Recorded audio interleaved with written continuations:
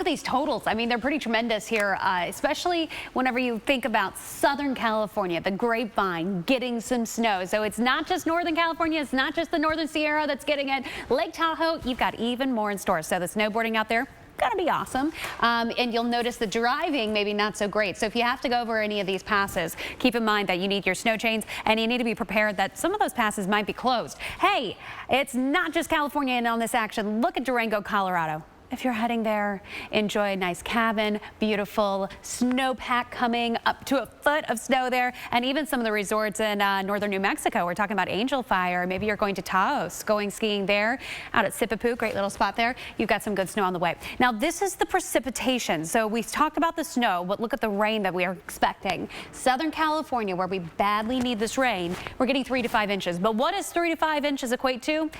Danger when it comes to landslides and mudslides, and that's because we have those burn scars that haven't seen very much precipitation in the past several years. So if you live in one of those areas, you should know that, and you should be taking precautions, whatever you need to do to stay safe in this circumstance, because this is the first one, you know, the first of these. Wham bam, there's another, and then there's another way back out along this jet, just pulling them into Southern California, Chris.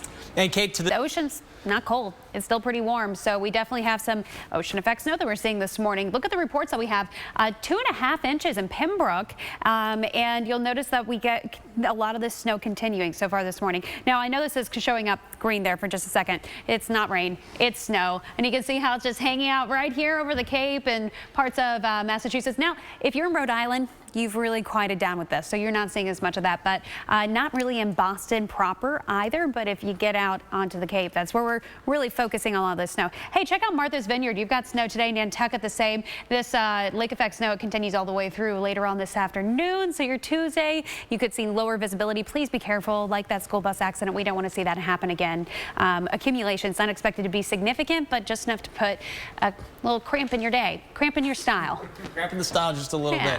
We're taking a look now at some snow chances for parts of the Northeast. We're going to start off with no effect, Kate. Yeah, so let's go ahead and break down the precipitation during El Niños, because this is important to kind of look at and dive a little deeper into. We're looking at a couple of seasons, 82 to 83, another very strong one, the strongest that we had, 97 to 98 on record. So this is the departure from average. We're taking average numbers and we're saying, okay, what percent of average are we talking about here? And San Francisco had a 181% of average in those years.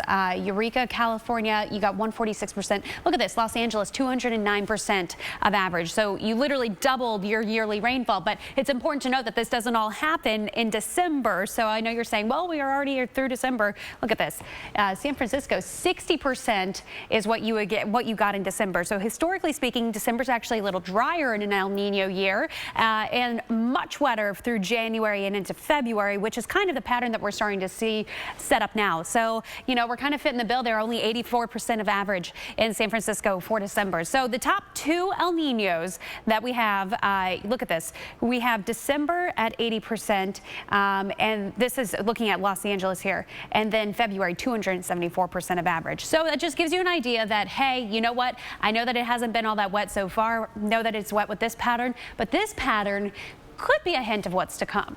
And we know rain after the historic flooding we saw. Yeah, mercifully. But there is a pattern change coming, and there is more rain in the forecast, as you were just showing, and some snow and some cold air in the forecast. Look at this change. So the very cold air, I know that you're like, isn't it very cold this morning? It's getting deeper. We're going to see this cold air unleash itself from Canada a little bit as that polar jet drips south, and it really starts in the west. We'll see the focus of that cold air in the northern plains. Watch this. By the weekend, it's plunging all the way into the Midwest. So anytime we have, this is like the fence that keeps in all the warm air to the south and all the cold air a little farther to the north.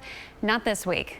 Watch these temps swing. Okay, so you're going to be 12 degrees above average in Chicago on Friday. Whoa, the blue takes over. It spreads across Minneapolis. You're going to be 19 degrees on Saturday. Look at Sunday, Chicago. You're 12 degrees below average, going from 12 above to 12 below in a matter of 2 days. So a big change there. Omaha, you're going to be 23 degrees below average. So if you were looking for the cold air, we found it. But the question is, how long does it stick around? Who all gets cold? And is this pattern change going to be a little more permanent? And then the next one.